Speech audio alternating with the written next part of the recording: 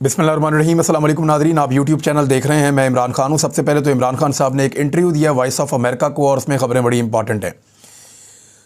इमरान खान साहब ने, क्योंकि जनरल बाजवा साहब ने जो इंटरव्यू दिया था जावेद चौधरी साहब को और उस पर उन्होंने कॉलम्स लिखे, फिर उसके बाद और उन कॉलम के अंदर उन्होंने जो चीज़ें लिखी, यानी नॉर्मली जब हमारी मुलाकात होती है ऑफ द रिकॉर्ड मीन्स ये कि बगैर कैमरे की मुलाकात होती है। दो तरह की मुलाकातें होती हैं सहाफ़ियों की। ये कैमरा तो अब आया, अब हम कैमरा लेकर चले जाते हैं और कैमरे में रिकॉर्ड करके ले आते हैं, तो किसी के पास कोई रास्ता नहीं होता।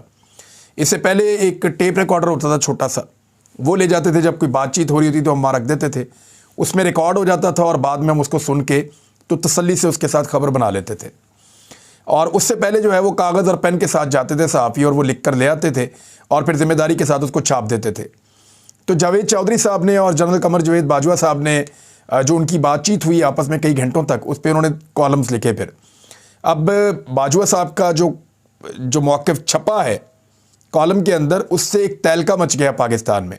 और पाकिस्तान तहरीक इंसाफ के लोग बार बार ये कह रहे हैं, पाकिस्तान के आम लोगों का ये मानना है कि इमरान खान साहब के जो इल्ज़ामात थे उनके ऊपर जनरल रिटायर कमर जावेद बाजवा ने स्टैंप लगा दी है।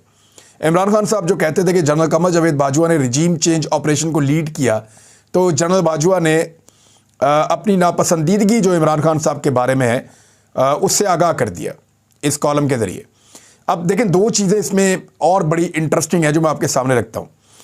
इसी कॉलम में एक जगह पे यानी ये सवाल पूछा जाना चाहिए था जावेद चौधरी साहब की जानिब से जनरल कमर जावेद बाजवा से, और कोई भी सहाफ़ी होता तो वो ज़रूर पूछता, शायद पूछा भी होगा, हो सकता है कि आने वाले कॉलम में, क्योंकि जावेद चौधरी साहब बड़े दिमाग वाले सहाफ़ी हैं और उन्होंने ज़रूर पूछा होगा ये सवाल। वो सवाल ये पूछा जाना चाहिए था क्योंकि बाजवा साहब ने एक वक्त में ये कहा कि हमारी रीडिंग थी, असेसमेंट हो गई थी कि इमरान खान रहा तो मुल्क जो है वो नहीं रहेगा, ये पीटीआई वाले मुल्क के लिए ख़तरनाक हो गए थे। लेकिन उसके बाद एक वक्त ऐसा था कि जनरल कमर जावेद बाजवा ने इमरान खान को कहा कि आप कौमी असम्बली से इस्तीफ़े ना दें, आप एक मैच हारे हैं, अभी सीरीज़ बाकी है, आपका और उनका सिर्फ 2 वोटों का फ़र्क है। तो बात यह है कि ये फिर इमरान खान साहब ठीक कह रहे हैं कि जनरल बाजवा सबको खिला रहे थे, उधर भी और इधर भी, और सबके साथ गेम कर रहे थे। यानी एक तरफ वो ये समझते थे कि इमरान खान इस मुल्क के लिए ख़तरनाक है, रहेगा तो मुल्क नहीं रहेगा, और दूसरी तरफ उसी शख्स को कह रहे थे कि असम्बली से मत जाओ, यहाँ पे मौजूद रहो, तुम्हारी बारी आ जाएगी। और वो इमरान खान को जो है वो बतौर लीडर समझते भी थे कि वो बड़ा अच्छा आदमी है। यानी दो बातें एक साथ नहीं हो सकती। अब इमरान खान साहब ने इंटरव्यू दिया है, ज़रा वो सुने। मैंने आपसे कहा था ना कि जब दूसरी तरफ की बात सामने आएगी तो मामला फिर किसी और तरफ जाएगा। वॉइस ऑफ अमेरिका को इंटरव्यू देते हुए इमरान खान साहब ने कहा कि साबिक army chief general Qamar Javed Bajwa साहब ने रजीम चेंज का खुद एतराफ़ किया है, इनके खिलाफ फ़ौज के अंदर इंक्वायरी होनी चाहिए। जनरल बाजवा ने एक सहाफ़ी को बयान भी दिया है कि हमने हुकूमत इन वजूहात पर गिराई थी, तो वो रजीम चेंज का मान गए हैं, उन्होंने मिलकर हुकूमत गिराई थी और इसके बाद सब इकट्ठे रहे। एस्टेब्लिशमेंट पर एतमाद के हवाले से इमरान खान ने कहा कि अभी तो जनरल बाजवा की पॉलिसीज़ चल रही हैं और जनरल बाजवा ने खुद कह दिया है उन्होंने हुकूमत गिराई थी, क्योंकि वो जो भी कहते थे कि मुल्क को ख़तरा है, इसके बाद जो हुकूमत लेकर आए हैं इसने मुल्क की मईशत तबाह कर दी है, बल्कि मुल्क हर तरफ से नीचे चला गया है। सहाफ़ी ने इमरान खान से सवाल किया कि जनरल बाजवा टीवी पर आकर तस्लीम कर चुके हैं कि फ़ौज बतौर इदारा सियासत में मुलव्वस रही है। साबिक वज़ीर आज़म की हैसियत से आप समझते हैं कि इनके ख़िलाफ़ आर्टिकल 6 के तहत कार्रवाई होनी चाहिए? तो इमरान खान ने कहा कि इनके ऊपर बिल्कुल, बल्कि फ़ौज के अंदर बैठकर इनके ऊपर इंक्वायरी होनी चाहिए कि उनके अपने बयान जो उन्होंने दिए हैं और बड़े फ़ख्र और बड़े तकब्बुर से कि मैंने फ़ैसला किया, मुल्क के ये हालात थे, जैसा कि वो मईशत के माहिर हों, इस पर अंदर सोचा जाना चाहिए। इस पर आवाम और इस्टेब्लिशमेंट के दरमियान फासले बढ़ गए हैं। जो सारी कौम समझती थी कि जनरल बाजवा की वजह से हुकूमत गिरी थी, तो अब उन्होंने खुद तस्लीम कर लिया है और इस चीज़ से पर्दा ही हटा दिया है। इमरान खान ने मज़ीद कहा कि गिरफ्तारी से कोई फ़र्क नहीं पड़ता, मेरे ऊपर कातलाना हमला हुआ है, ये मेरी दूसरी ज़िंदगी है, मैं तो जेल चला जाऊँगा, क्या ये इसका रद्द अमल बर्दाश्त कर लेंगे? ये बात बार बार पीटीआई वाले कह रहे हैं कि इस वक्त जो मईशत की सूरत हाल है, इस तरह की माशी सूरत हाल के अंदर अगर इमरान खान जैसे लीडर को अंदर डालेंगे और लोग एहतजाज करेंगे, मार्केटें बंद करेंगे, शोर मचाएंगे, रोज़ाना जुलूस निकलेंगे, लोग जेलों को भरने की तहरीक चलाएंगे, तो ऐसी सूरत हाल में जो पाकिस्तान की मईशत पहले ही बहुत डाउन जा रही है, क्या उसको मज़ीद धचका नहीं लगेगा? क्या वो मईशत मज़ीद डाउन नहीं जाएगी? अब ये सवाल जो है वो सबको अपने तौर पे सोचना चाहिए, जो इस किस्म के तजर्बे करना चाहते हैं, जिन्होंने नवाज शरीफ से वादा किया है कि इमरान खान को नाअहल भी करके देंगे और इमरान खान को गिरफ्तार भी करेंगे। और ये इन्फॉर्मेशन ना सिर्फ इमरान खान के पास है, बल्कि उन्होंने ये कहा कि तहरीरी तौर पर ये मुआहदा किया गया है और ये हलफ दिया गया है नवाज शरीफ साहब को। अब इमरान खान साहब ये समझते हैं कि जनरल कमर जावेद बाजवा के खिलाफ फौज के अंदर से इंक्वायरी होनी चाहिए, जिन बातों का वो एतराफ़ कर रहे हैं। लेकिन एक सवाल और पैदा होता है जो पूछा जाना चाहिए इमरान खान साहब से कि अगर आपकी हुकूमत आ गई तो क्या आप ये बोझ उठाएंगे? क्योंकि देखिए, इदारे हमेशा अपने लोगों को सपोर्ट करते हैं, चाहे उनकी गलती हो चाहे ना हो। नॉर्मली तो हमने पाकिस्तान में ऐसे ही देखा है। तो क्या इमरान खान साहब की अगर हुकूमत आती है तो वो इस बात की इंक्वायरी करेंगे कि रजीम चेंज ऑपरेशन कैसे हुआ, कौन कौन इसके लिए जिम्मेदार था, और आइंदा वो इंश्योर करेंगे कि इस किस्म के ऑपरेशंस पाकिस्तान के अंदर ना किए जाएं। ये बहुत अहम है। दूसरी जानब इमरान खान साहब ने एक बहुत अहम फैसला किया और ये बहुत बड़ा फैसला है, पाकिस्तान तहरीक इंसाफ के मुस्तकबिल का फैसला है। ये फैसला पाकिस्तान तहरीक इंसाफ को ऊपर भी ले जा सकता है और नीचे भी ले जा सकता है। माजी में ये फैसला जब पाकिस्तान तहरीक इंसाफ कर रही थी तो पाकिस्तान तहरीक इंसाफ में जहांगीर तरीन थे, अलीम खान थे, चौधरी सरवर थे। इन लोगों के इस्टेब्लिशमेंट के साथ बड़े अच्छे ताल्लुकात थे और इन्होंने इस्टेब्लिशमेंट को भी ऑब्लाइज किया, अपने अपने ग्रुप्स को, अपनी अपनी बरादरियों को, अपने अपने कारोबारी पार्टनर्स को, इन्होंने सबको ऑब्लाइज किया था। लेकिन इस मरतबा इमरान खान साहब इन खुराफात के बगैर, खुराफात में उन प्रॉब्लम्स को कह रहा हूँ, बंदों को नहीं कह रहा, इन खुराफात के बगैर अब टिकट बांटने जा रहे हैं अपनी पॉलिटिकल पार्टी के लिए। उसके लिए पीटीआई ने एक बड़ा फैसला किया है और एक फार्मूला बना लिया है कि टिकटों की तकसीम का फार्मूला क्या होगा। फार्मूला का जो सबसे पहला हिस्सा है वो ये है कि जो पार्लियामेंटेरियंस, यानी जो लोग पहले एमएनए थे, जो लोग पहले एमपीएस थे केपी में और पंजाब में और वफाकी हुकूमत के साथ भी जो थे, जो लोग पार्टी के बयानिए के साथ खड़े रहे और जिन्होंने पार्टी के बयानिए को सपोर्ट किया, उन सबको तो गैर मशरूत तौर पे, चाहे वो मजबूत हैं अपने हल्के में, चाहे कमज़ोर हैं, चाहे जो भी है, वो सीधा टिकट उनको मिलेगा। जो अपनी पार्टी के साथ खड़े रहे, बयानिए के साथ डट के खड़े रहे, उन्हीं को टिकट मिलेगा। चाहे उनसे बहुत अच्छी ऑप्शन भी मौजूद होगी, दूसरी पॉलिटिकल पार्टी से बहुत तगड़ा बंदा भी आ रहा होगा, तो ये फैसला हो गया है कि वो टिकट उनको ही मिलेंगे। यानी अगर कौमी असम्बली की हम बात करें तो लगभग 125 के करीब टिकट्स हैं। उसमें टिकट तो इतने नहीं होंगे क्योंकि मखसूस नशिस्तें भी हैं। तो वो जो ख़ास मेंबर्स हैं, 272 टोटल ये होते हैं जहाँ पे इंतखाबात होते हैं कौमी असम्बली के गालिबन। तो उसमें से पाकिस्तान तहरीक इंसाफ के लगभग 120 के करीब थे, कुछ लोटे बन गए, कुछ इधर रह गए। तो जितने लोग साथ खड़े रहे उन सबको तो वैसे ही टिकट सीधा सीधा मिल जाएगा। अच्छा, और दूसरी जगह के ऊपर जो एमपीएस हैं उनको भी सीधा सीधा टिकट मिल जाएगा।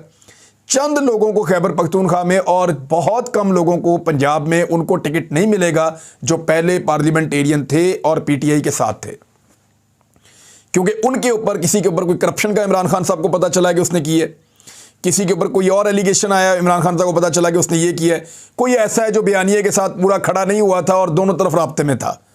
तो इस तरह के लोगों को, चंद लोग हैं पंजाब में, केपी में भी हैं, तो उनको टिकट नहीं मिलेगा। ज़्यादा लोगों को, यानी ज़्यादातर लोग जो हैं उनको टिकट मिल जाएगा। इसके बाद पीटीआई के 80% साबिक अरकान जो हैं वो टिकट ले जाएंगे और 20% टिकट्स नए उम्मीदवारों को दिए जाएंगे। अच्छा, बहुत सारे ऐसे हल्के हैं जहाँ से PMLN जीती थी, पीपल्स पार्टी जीती थी, फजलुर रहमान जीते थे, वो बाकी पार्टियाँ भी तो जीती थी ना। तो वहाँ से पाकिस्तान तहरीक इंसाफ अपने बेहतर कारकुनों को टिकट देगी और उनको इलेक्शन में उतारेंगे। यानी पंजाब में कई ऐसी नशस्तें हैं जहाँ से PMLN जो है, लाहौर में उनके पास पीटीआई के बाद 3 नशस्तें थी, बाकी PMLN के पास थी। तो यहाँ पे उनके पास, पीटीआई के पास उम्मीदवार तो हैं, लेकिन वो अपने बेहतर उम्मीदवार मैदान में उतारेंगे और इस मरतबा कुछ नौजवानों को टिकट दिया जाएगा। और इस मरतबा नौजवानों को एक प्रायोरिटी इमरान खान साहब मज़ीद दे रहे हैं। जो देरीना कारकुन है पार्टी के, उनको टिकट इसलिए दे रहे हैं क्योंकि इमरान खान साहब ने ये महसूस किया कि ये लोग इमरान खान साहब को छोड़ कर नहीं गए। बुरे हालात के अंदर जिन लोगों ने मार खाई, जिन्होंने कुर्बानी दी, वो लोग थे जो इमरान खान साहब के अपने नज़रिए के ऊपर आए थे। जो लोग दूसरी पॉलिटिकल पार्टीज़ को छोड़कर आए थे, उन्होंने डंडे वंडे नहीं खाए, उन्होंने मार भी नहीं खाई, उन्होंने कुर्बानियाँ और गिरफ्तारियाँ भी नहीं दी। लेकिन जो लोग इमरान खान साहब के अपने साथ सियासत में उतरे थे, चाहे उनकी उम्र ज़्यादा है चाहे कम है, वो लोग डट कर खड़े रहे क्योंकि वो नज़रियाती तौर पे इमरान खान के साथ थे।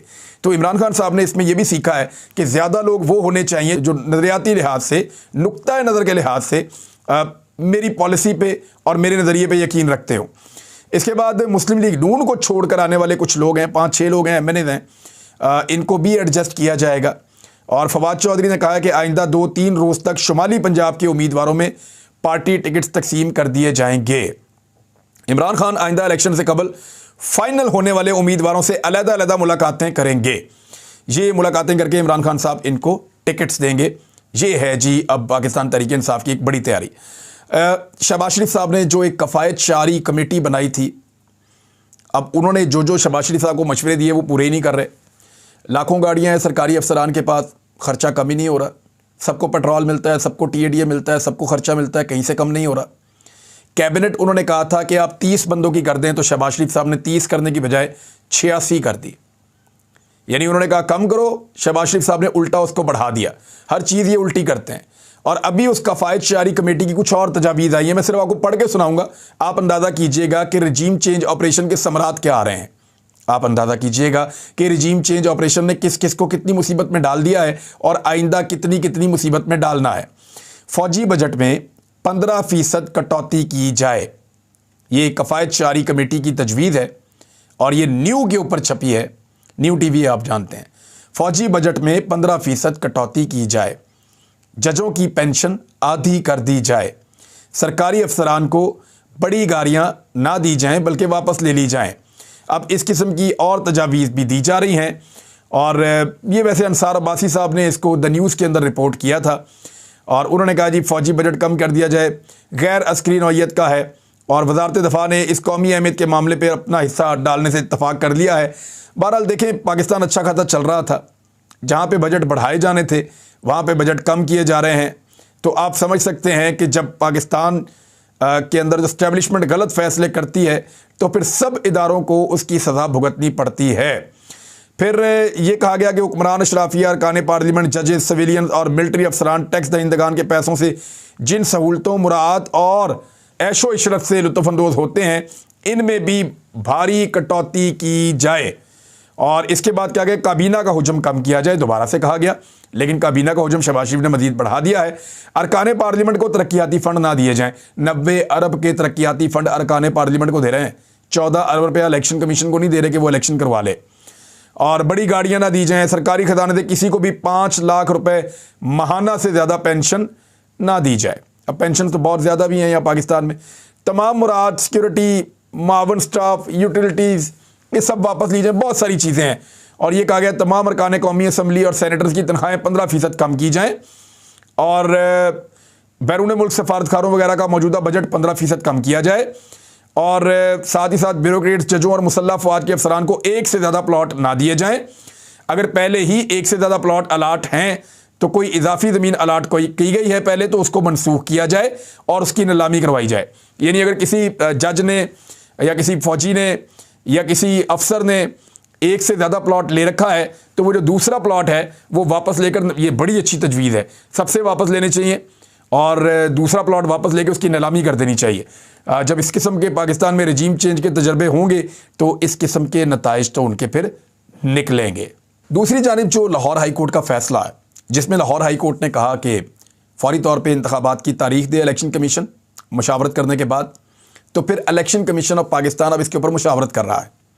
पीर वाले दिन यानी 13 फरवरी को इलेक्शन कमीशन का अहम इजलास पीर 13 फरवरी को 11 बजे मरकज़ी सेक्रेटेरिएट में होगा। चीफ इलेक्शन कमिश्नर ने अहम इजलास लाहौर हाई कोर्ट के फैसले की रोशनी में तलब किया है, जिसमें लाहौर हाई कोर्ट के हुक्म पर लायामल और अमल दरामद पर गौर किया जाएगा। अमल दरामद तो करना पड़ेगा, अब जितना मर्जी भाग लें, आना तो इलेक्शन में ही पड़ेगा।